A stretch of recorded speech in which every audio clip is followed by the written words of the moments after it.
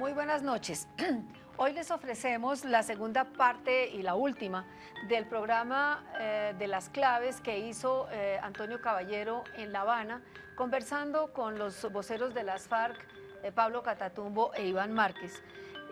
Todo esto a portas del inicio de la ronda número 15 de las conversaciones que se inició el jueves pasado. En la discusión se debatieron ampliamente problemas como la forma más adecuada de cerrar el proceso, si diferendo o constituyente, mecanismo sobre el cual dijo Iván Márquez que no es un inamovible y que no está cerrada la discusión. También hablaron sobre la situación del país, la posible reelección de Santos y otros puntos de interés para los colombianos. La conversación empezó con el reciente informe sobre las víctimas, Basta Ya, sobre el cual las FARC aceptan, pero dicen que hay que completarlo, que no está completo y que hay que ampliarlo más. Los dejo con Antonio Caballero en esta discusión con los voceros de las FARC, Iván Márquez y Pablo Catatumbo. Hay un tema que es fundamental, central también en las conversaciones de paz, debe serlo en la mesa, pero debe serlo también aquí entre nosotros, que es el de la verdad y el de las víctimas. El tema de la verdad, ustedes, por lo que han dicho, no aceptan como completo o como suficiente la publicación del Centro de Memoria Histórica sobre lo que han sido los años de la guerra.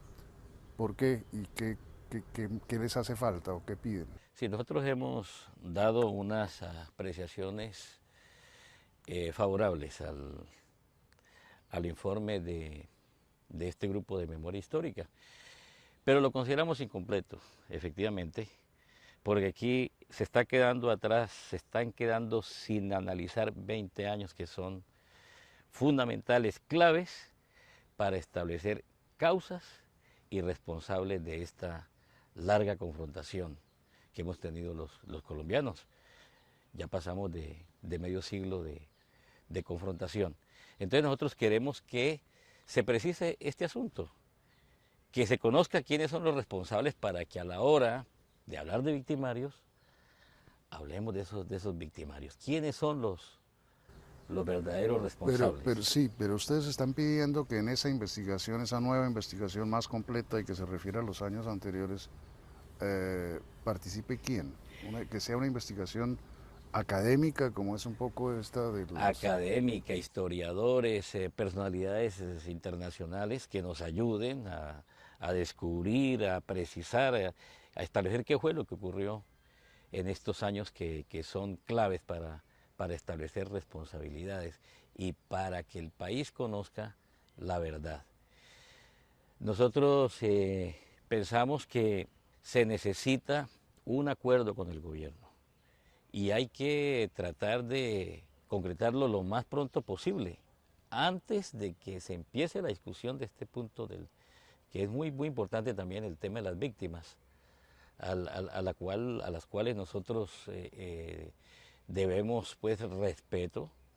Nosotros hemos hecho propuestas para abordar ese tema que el país ha conocido muy bien. Por ejemplo, hemos afirmado que las víctimas son víctimas del conflicto. Afortunadamente el presidente de la República ya reconoce eso también.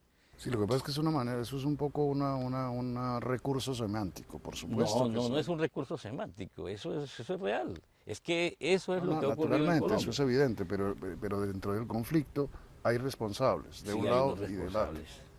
Sí. De un lado y del otro. Sí. Ustedes hasta hace pocos días eludían la responsabilidad de ustedes frente a sus propias víctimas. Pero mira, Antonio, es que yo creo que ahí lo que ha habido es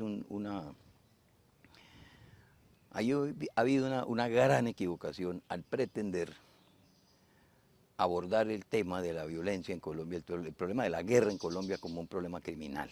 Aquí se ha tratado, y eso es un engaño al país, se ha tratado durante muchos años de negar en primer lugar la existencia del conflicto. Durante 8 años, 2 administraciones, se negó eso. Después, muchos pretenden darle una lectura a ese grave conflicto armado que ha existido en Colombia, que es tal vez la mayor tragedia que ha vivido nuestro país en toda su historia, juzgándolo o analizándolo desde la óptica de la criminalización de un solo bando.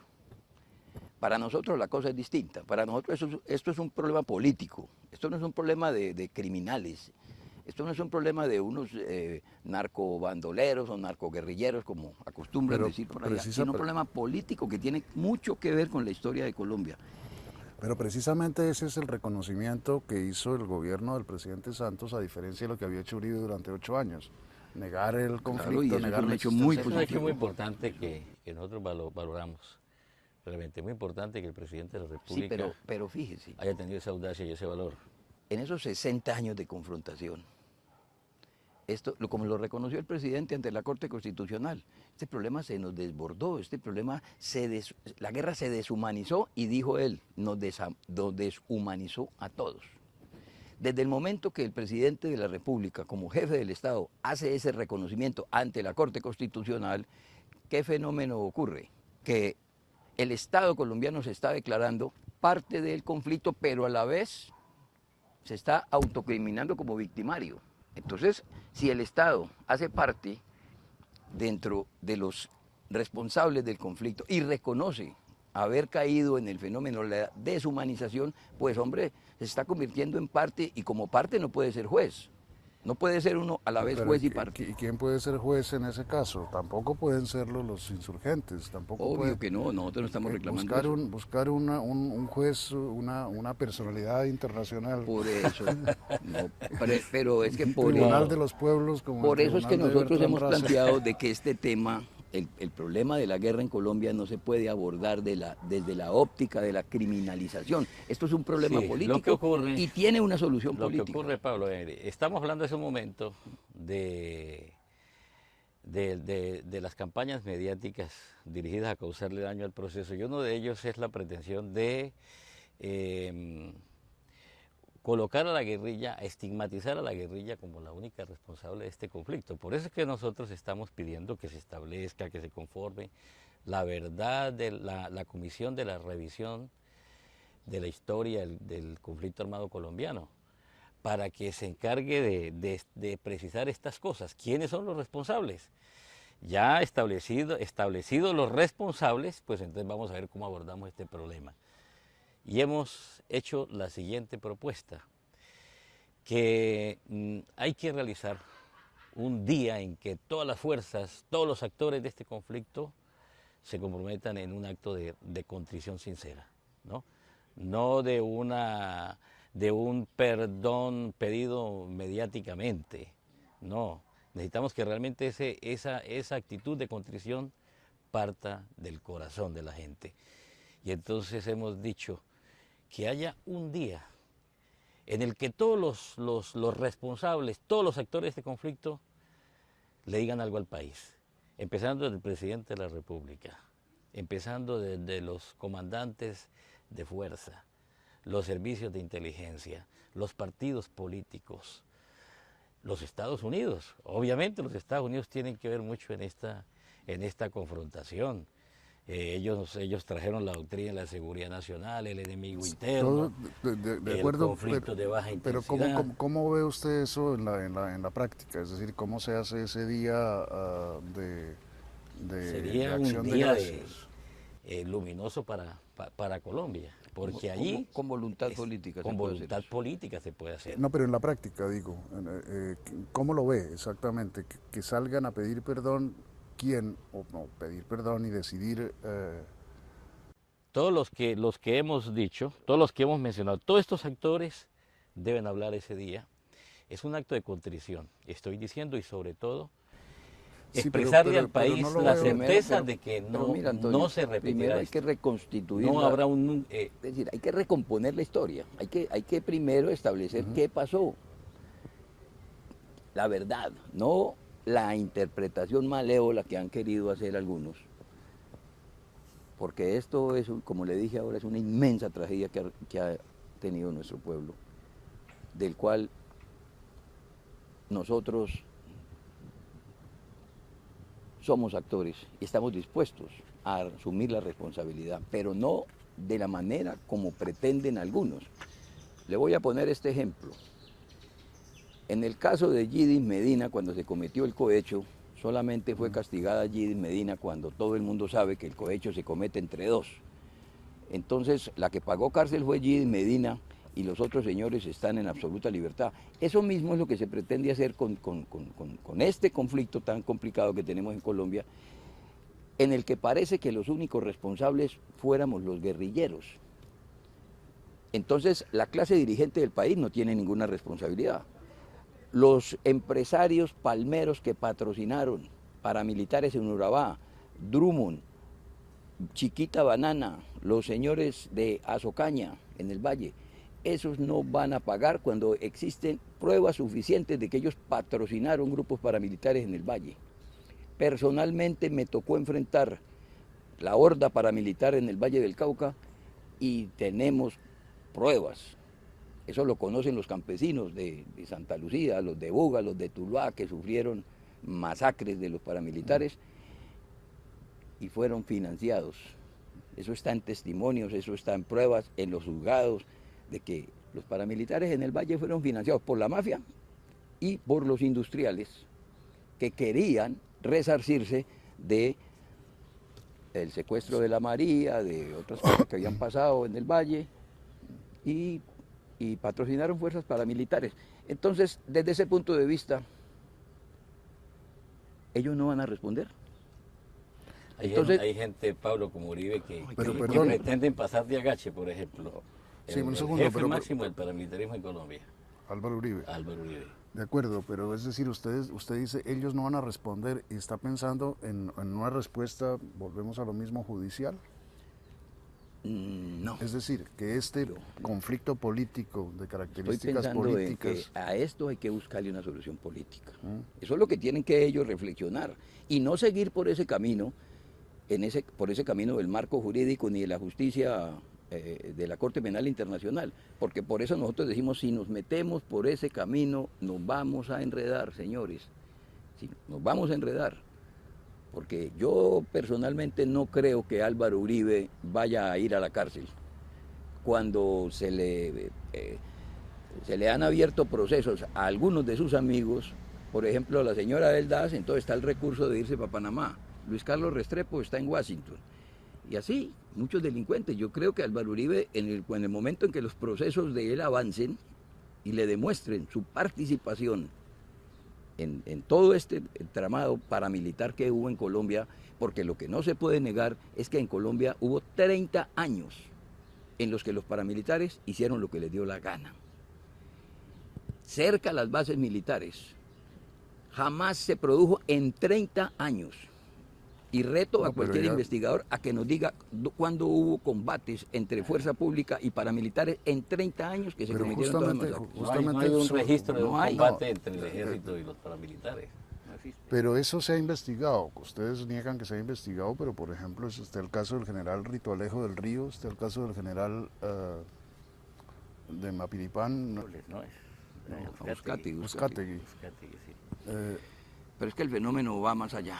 El fenómeno es mucho más grave de lo que se ha... ¿Ustedes creen que es un fenómeno institucional? Durante 30 años sí, fue institucional. La alianza entre el paramilitarismo... El paramilitarismo fue es una estrategia contrainsurgente adoptada por el Estado colombiano, ¿no? Para lavarse las manos, para no tener ninguna responsabilidad jurídica a futuro. Y entonces para eso se inventaron a los paramilitares. Y ahí hay documentos que seguramente deben salir en la mesa de discusión cuando abordemos ese tema, ¿no? Por eso le digo e insisto en eso. La solución no es judicial. La solución no pasa por la criminalización, sí, tiene sino que ser una solución política. Es un problema político muy complejo. Y todos tenemos que tener el valor de asumir esa responsabilidad. Las clases dirigentes de este país tienen que asumir esa responsabilidad. Para volver a lo que decía Pablo hace un momento, el Estado sí no puede ser juez ni parte, ¿no? Porque eso sería una tremenda injusticia. Pero vuelvo a preguntar. Ahora, entonces vamos a buscar una manera, vamos a entendernos entre los colombianos. Aquí esa es la lo que propuesta nosotros pedimos es que la gente participe, que el país nacional, sus organizaciones sociales y políticas participen para analizar este problema. Y seguramente se está imaginando, Antonio, que voy a hablar de la constituyente. Sí. Pues ese puede ser un camino. Ahora, que hemos hecho el enunciado, porque nosotros todavía no nos hemos referido en detalle a esto. Obviamente, eso tendría que surgir como producto de un acuerdo político, primero que todo, para que realmente sea viable, tiene que partir de un acuerdo político. Ponernos de acuerdo en torno a temática, composición, periodo, ¿no? Todas esas cosas, ¿qué es lo que va a tratar esa Asamblea Nacional Constituyente?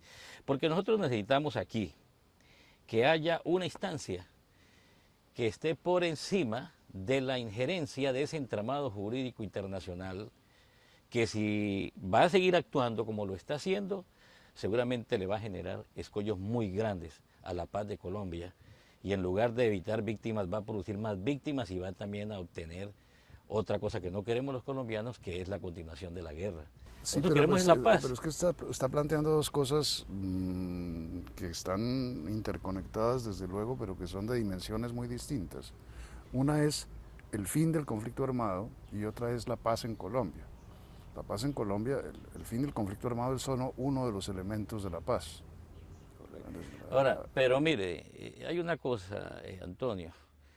La justicia colombiana está muy desprestigiada, ¿no es cierto? Hay una corrupción terrible. Nosotros necesitamos un cambio en la rama jurisdiccional de este país. Eso está muy desacreditado, ¿no? Entonces, ¿cómo va a ser confiable para unos guerrilleros una justicia como esta? No, los colombianos no confían en esa justicia y están clamando a gritos que haya una reforma en ese campo de la justicia para que recobre su autonomía, para que no sea, digamos, fortín de los partidos, sino que realmente haya una justicia que la gente respete.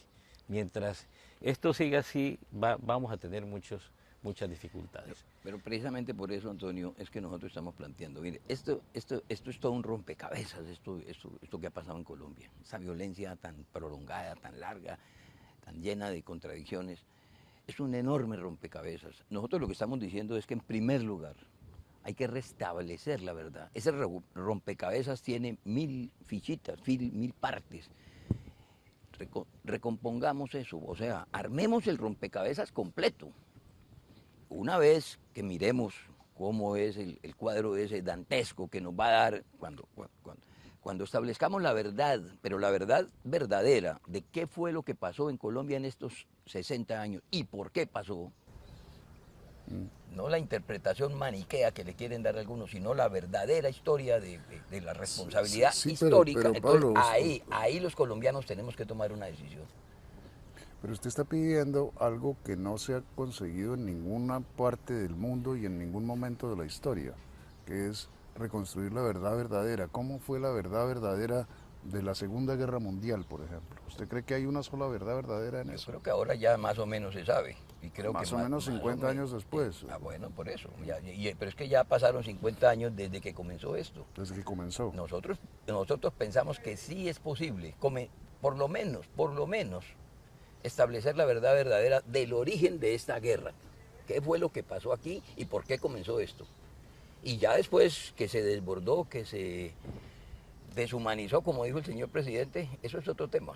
Pero el día que el país conozca aquí todo el horror que ha producido esto y por qué ocurrió, ese día podemos tener otros ojos para ver si hay que juzgar o no juzgar eso. Lo más importante es frenar la guerra y tenemos que los colombianos desplegar la inventiva para ver qué fórmulas encontramos para afrontar este tema de la justicia que usted está comentando. Dejemos eso para dentro de 2 minutos.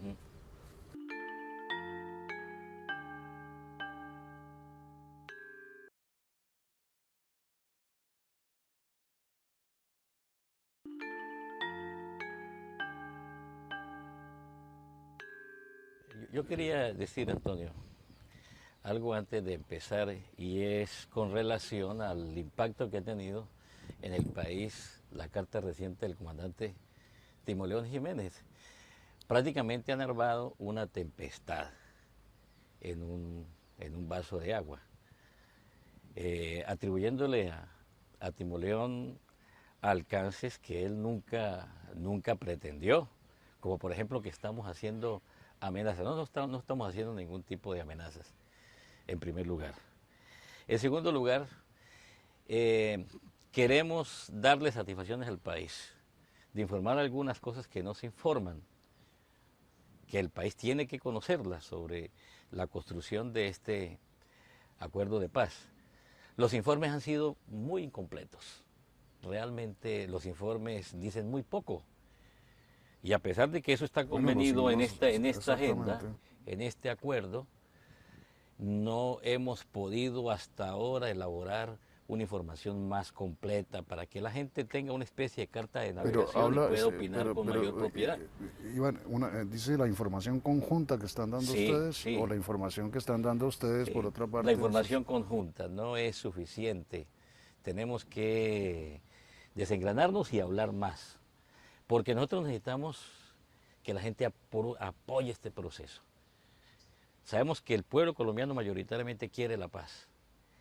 Deseamos que el pueblo colombiano participe con sus ideas, con sus iniciativas, que no se le pongan trabas a la participación ciudadana, que no se pretenda judicializar a la gente que viene acá a La Habana a hablar con nosotros con el cuento de que la guerrilla es todavía una organización ilegal. Pero ¿cómo se pretende que construyamos la paz si no se permite que interlocutemos con las organizaciones sociales y populares? No, de acuerdo, pero una de las razones por las que decidieron ustedes y el gobierno que estas conversaciones se hicieran en La Habana, es decir, fuera de Colombia, y que fueran mucho más privadas que lo que fueron lo que llamaban el Circo del Caguán. Eso es decir, si esto se convierte en el Circo de La Habana, no tiene mucho sentido haber hecho todas esas... Sí, es que se esconde con ese argumento de la caguanización de la mesa de La Habana la intención de no permitir la participación de la gente. Y la gente tiene que aportar mucho, decir mucho. Eso se está haciendo mucho en los foros que se están, pues este foro que hablaba usted hace un rato. Sí, pero es que no hay, digamos, un equilibrio en esto del intercambio con el país. Nosotros prácticamente tenemos que afrontar muchas dificultades para acceder a un intercambio con los sectores políticos y sociales de Colombia. Fíjese usted, nomás con el caso de una invitación que hicimos al presidente del Congreso a venir a La Habana para que intercambiáramos en torno al tema del marco jurídico, la ley estatutaria que se ha presentado para permitir esta consulta en día electoral, ¿no? Y Cristo dice que está dispuesto a venir. Me estoy refiriendo no a Cristo el de arriba, sino a Juan Fernando Cristo, presidente del Senado, que está dispuesto a venir con un grupo de parlamentarios y con grupos con gente de los directorios de los partidos a conversar sobre ese asunto, ¿no? Nosotros queremos que ellos nos hablen un poco cómo es lo de este tema del referendo, cómo es que eso va a funcionar, qué es lo que le ha explicado el gobierno, porque ellos están muy motivados para sacar adelante esa iniciativa. Pero ¿y eso no lo hablan ustedes con los delegados del gobierno en la mesa? Nosotros necesitamos hablarla con los congresistas, porque si los congresistas están tramitando algo es porque saben, ¿no? Debieron haberles explicado y sería bueno que nos enteraran de los alcances de esta iniciativa del referendo. ¿Hacia dónde es que van las cosas? ¿Cómo es que esto va a funcionar? Porque el país debe saber, ¿no? Para que esto realmente pueda tener un respaldo popular. Pero si lo entiendo entonces, ustedes ya no están rechazando de entrada el referendo. Nosotros estamos en este tema rechazando la forma unilateral, como el gobierno tramitó la iniciativa. Es que todavía nosotros hemos llegado al punto 6 de la agenda y el gobierno ya presentó el mecanismo de refrendación. Él opina que es el referendo y que no puede haber otra forma. Por lo que he entendido yo, por lo que ha explicado el gobierno, propone el referendo como mecanismo de refrendación, pero está obligado a dejar abierta la puerta al referendo.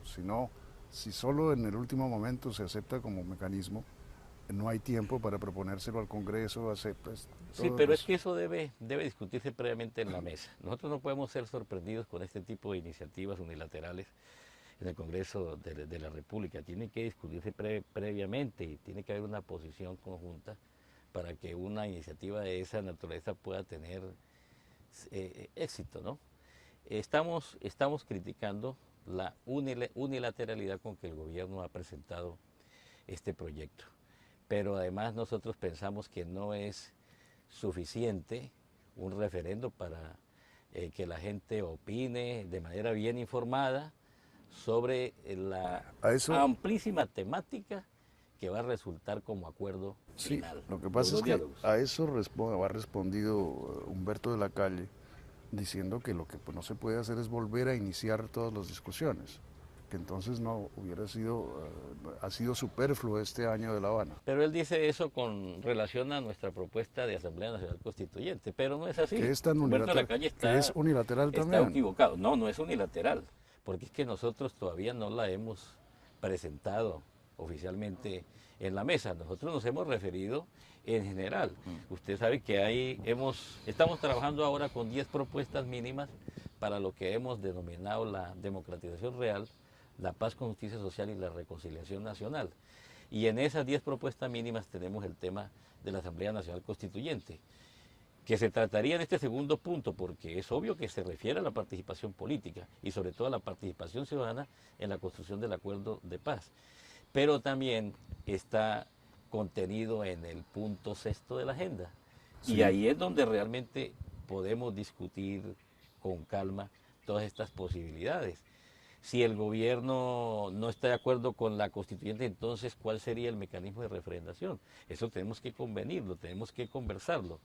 Nosotros estamos abiertos a discutir el mecanismo de refrendación. Pero ahí, claro, esto se discutirá en el futuro y espero que lo discutamos también nosotros en el futuro, pero justamente una de las preocupaciones que hay es la de los tiempos. Está pasando el tiempo. Usted, como ha visto, es decir, el desprestigio creciente del gobierno, el debilitamiento creciente del gobierno, como lo vimos en las protestas de estos últimos días, ¿ustedes no les parece que mientras más debilitado esté el gobierno, más difícil será que salga algo de los acuerdos a que puedan llegar ustedes en La Habana con ellos? Sí, efectivamente eso es un riesgo. Para firmar la paz se requiere tener gobernabilidad. Nos preocupa eso, por supuesto, pero es que la pérdida de favorabilidad del gobierno no proviene de nosotros, proviene de la inconsecuencia de sus políticas. La inconsecuencia de sus políticas. De acuerdo, pero se agrava con el hecho de que estén patinando las conversaciones en La Habana. Pues a nosotros yo le pudiera decir que no nos alegra lo que está ocurriendo. Nos preocupa. El señor presidente debiera pensar seriamente en eso, para reflexionar en torno a cómo recomponer su política, una política que se ha hecho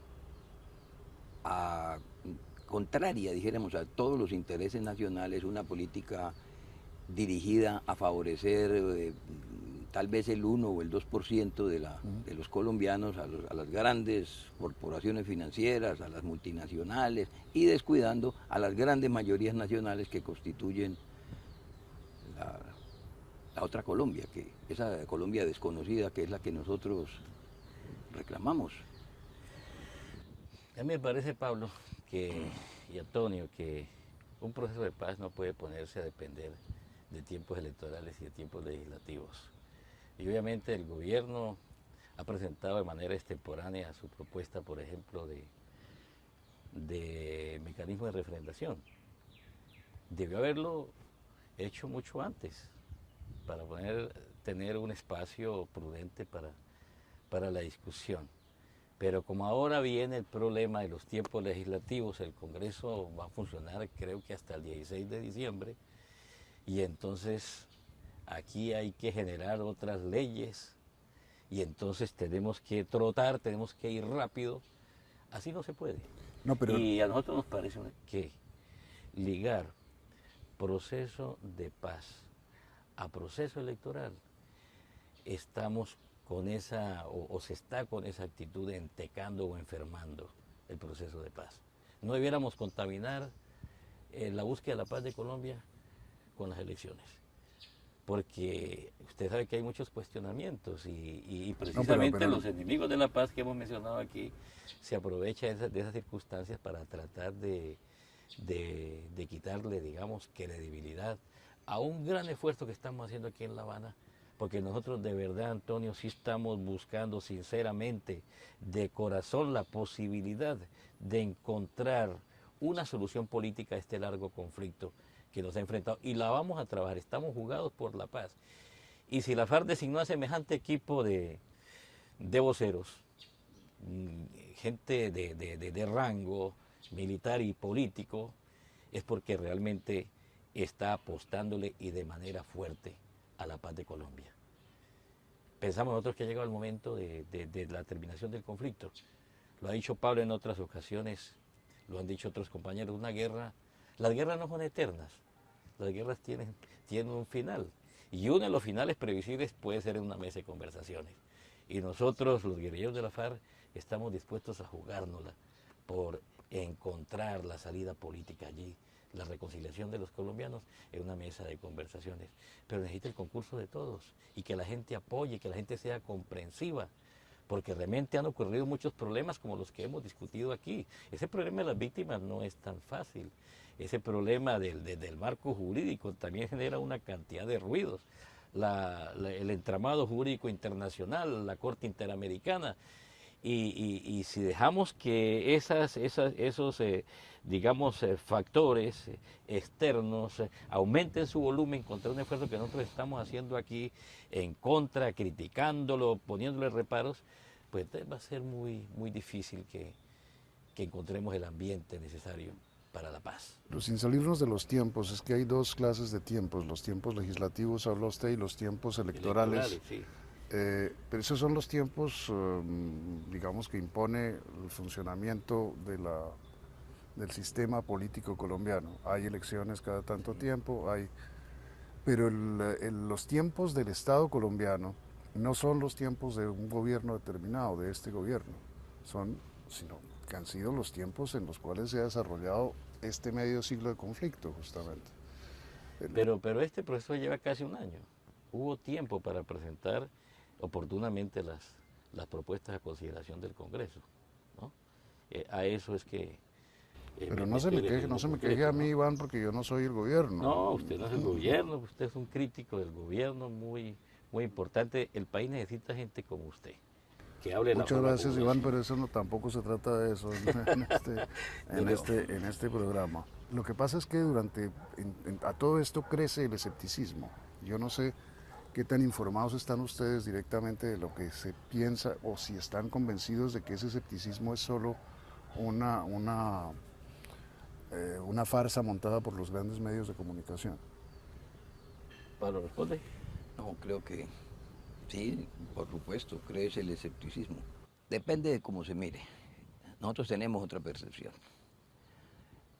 En el campo colombiano, en los sectores populares, hay una gran expectativa y una gran confianza en que esto puede salir adelante. La paz realmente, la paz de Colombia es la mayor reivindicación que convoca al pueblo colombiano. Yo creo que no hay otro propósito nacional más importante que una al pueblo colombiano que la perspectiva de una paz real. Pero lo que ocurre es que tenemos desenfoques en torno a eso.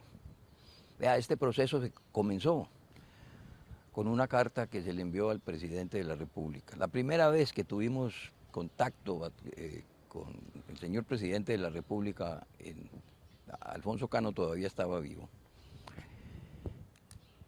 fue a través de una carta que se le hizo llegar, en la que de entrada le dijimos: señor presidente, estamos dispuestos a entrar en un proceso de conversaciones con ustedes para buscarle la solución al conflicto colombiano, pero queremos dejar sentado esta posición. En Colombia no se ha podido resolver el problema de la paz en los anteriores procesos que se ha intentado, porque tenemos dos concepciones de la paz. Mientras para el establecimiento la paz significa la desmovilización de las guerrillas y nada más, para los guerrilleros, equivocados o no, pero de todas maneras eso significa, para nosotros la paz significa cambios sociales, cambios importantes. Colombia no puede pretender que vamos a hacer la paz y que Colombia va a seguir así, o sea, los mismos con las mismas. Y entonces, ¿para qué tanta sangre? Y entonces, ¿para qué toda esa tragedia? Entonces, ¿para qué tanto muerto? Es un acto de justicia social que en Colombia haya cambios. Cambios que mejoren, que abran las puertas de la democracia, que den mayor participación ciudadana, que establezcan que las riquezas de este país no son solo para una élite. Y en este año de conversaciones que llevan ustedes con los delegados del gobierno, ¿consideran que este gobierno tiene la intención de permitir o de promover esos cambios? ¿O por el contrario se refuerzan en la opinión de la terquedad del establecimiento? Porque también hay una cosa, me parece, que es que ustedes creen que el establecimiento es un ente homogéneo. Cuando... Pues yo le diría que nosotros tenemos la esperanza de que este gobierno y el gobierno como líder del establecimiento, pues que haga los consensos necesarios para que sea, porque también entendemos que la paz no es con un gobierno, la paz debe ser una política del Estado colombiano, es el establecimiento, es el Estado colombiano el que debe, pero esos consensos sí tienen que hacerlos allá, o que nos permitan que nosotros tengamos interlocución con esos factores de poder que son los que determinan los cambios, si se permiten los cambios democráticos que le abran las compuertas a la democracia en Colombia, o si van a seguir con esa democracia restringida, con esa estigmatización de las protestas sociales y con la falta de garantías para poder hacer oposición legítima en Colombia.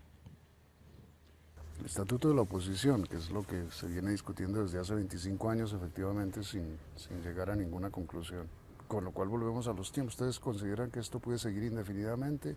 ¿Creen que se van a levantar ustedes de la mesa, que se van a levantar de la mesa los representantes del gobierno? Mire, el estatuto de la oposición es uno de los temas que se está discutiendo en estos momentos en la mesa. Sí, lleva 22 o más años de incumplimiento. Se completa ya todo ese tiempo de incumplimiento de un mandato constitucional.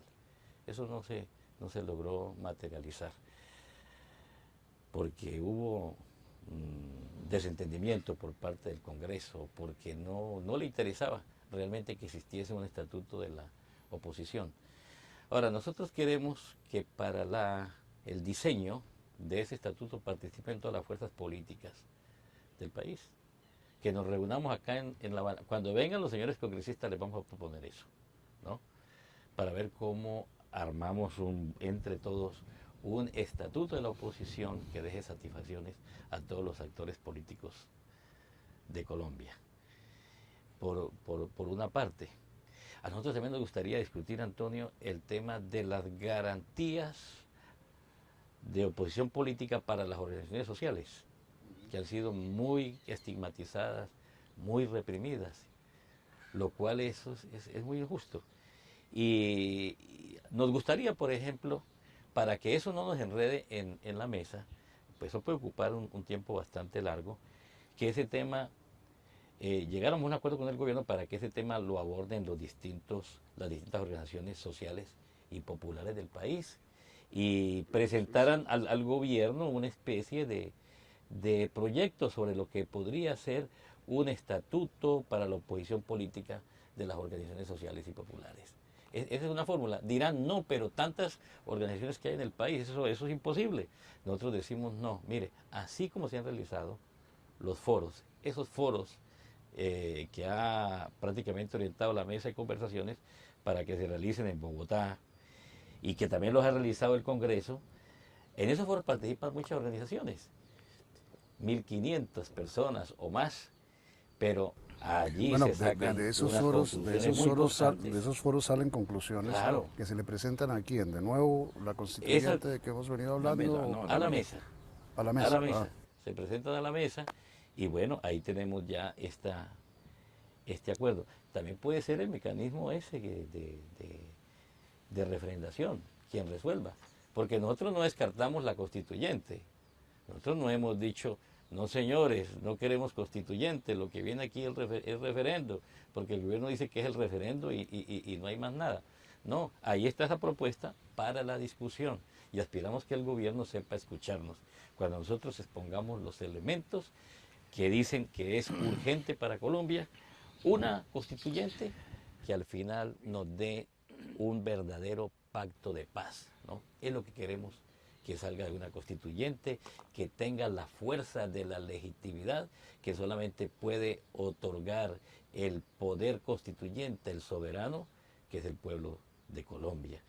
Si tenemos, digamos, ese blindaje jurídico para el acuerdo, aquí no hay quien pueda reversar lo que convengamos en esa mesa de conversaciones. Pero nosotros decimos, eso tiene que ser una política de Estado y no de gobierno. Vea, Antonio, yo le quiero como resumir ese punto de las garantías, que es un punto, como decíamos, crucial dentro de este proceso de paz que venimos adelantando. Todos creo que hay consenso entre muchos en Colombia de que el código electoral, las elecciones en Colombia no son transparentes. Hay una corrupción espantosa en las elecciones. En las elecciones de nuestro país no se eligen los mejores, se eligen los que más tienen plata. Hay diversas trampas, tramoyas y de todo. Votan muertos, cédulas falsas, se compran votos, se cambian votos por tejas, por remesas, por... Se va la luz del conteo. Es una realidad que debemos aceptar. Yo creo que el país es consciente de que ese código electoral en Colombia está viciado. En segundo lugar... Sí, pero eso no es un tema para discutir en la mesa, me parece a mí. Es decir, es un tema para tratar, por supuesto, eso, por lo menos pero no para que se tomen conclusiones sobre ese tema en la sí mesa. Está en la agenda. Está en la agenda porque se supone que para hacer la paz nosotros haremos el tránsito de ser un movimiento que no tiene garantías para hacer su lucha política o y que va a pasar a un movimiento político. Entonces se requiere discutir en la mesa, eso está ahí. Pero además hemos planteado otro problema. En Colombia hay un fenómeno nuevo. Mira, Pablo, aquí dice en la agenda, el gobierno nacional revisará y hará las reformas y los ajustes institucionales necesarios para hacer frente a los retos de la construcción de la paz. Eso sí está. Entonces, eso está ahí. Pero además hay otro hecho que es, también creo que hay consenso nacional en que los partidos políticos en Colombia, los partidos tradicionales, los partidos que existen en Colombia, en primer lugar no son partidos. Eso se ha venido convirtiendo en unas maquinarias electorales corruptas para tramitar. Pero estamos reiniciando la conversación desde el puro principio. Y bueno, la verdad es que no tenemos tiempo suficiente. Pero les pregunto, se ha dicho que nada de lo que no esté, de lo que se discuta fuera de la mesa tiene importancia, que solo importa lo que se discuta en la mesa. ¿Eso les hace pensar que esta conversación no tiene importancia? Nada está acordado hasta que no... No, pero no solo eso, sino citando a Mandela, que nada, que lo que se discuta fuera de la mesa son ruidos que no tienen por qué afectar lo que se discute en la mesa. ¿Ustedes creen entonces que esto...? Contribuye, Antonio, a generar opinión. Yo digo que es importante que hablemos, que no le vayan a decir a la guerrilla que no hable más. Algún columnista, una columnista creo que fue, dijo que la verdad están presentando ahora tantas propuestas que estamos indigestando, pero es que decían que no avanzamos porque no tenemos propuestas políticas. Y las tenemos, afortunadamente las tenemos. Y si se dan esas propuestas, entonces ya para algunos resulta pero no que entiendo cuál es el sentido, no capté bien el sentido de tu pregunta. No, que si les parecen importantes estas conversaciones nuestras, esta de nosotros tres, frente a la audiencia de la televisión, puesto que no tiene efecto sobre la mesa. Por supuesto que es importante que la audiencia colombiana conozca qué piensan los guerrilleros, cómo vemos, que conozcan nuestra preocupación por todos los problemas que tiene el pueblo colombiano, cuál es nuestra visión y sobre todo que la gente entienda, que la gente conozca que estamos interesados en que haya una paz, que nosotros ni le rendimos culto a las armas ni estamos casados con la guerra. Nosotros también queremos la paz. Me parece importantísimo saber eso y a ver qué sucede en adelante. Termina aquí el programa especial de las claves hecho en La Habana, Cuba, con dos principales voceros de las FARC, Pablo Catatumbo e Iván Márquez. El interés del programa, especialmente en cabeza de Antonio Caballero, quien fue quien adelantó el debate, fue tratar de sacarles, por decirlo así, a los voceros de las FARC unas posiciones claras, unas opiniones ciertas sobre cómo ven el proceso, cómo avanza, cuáles son los puntos de dificultad y además plantearles muchos de los interrogantes que se plantean los colombianos por las dudas y las inquietudes que giran alrededor de un proceso que, como dijimos en nuestro primer programa, algunos sostienen que pasa por un momento crítico. Esperamos haber aportado claves, haber aportado luces sobre lo que está sucediendo en La Habana. Muchas gracias por habernos acompañado. Los esperamos para un próximo programa el próximo martes.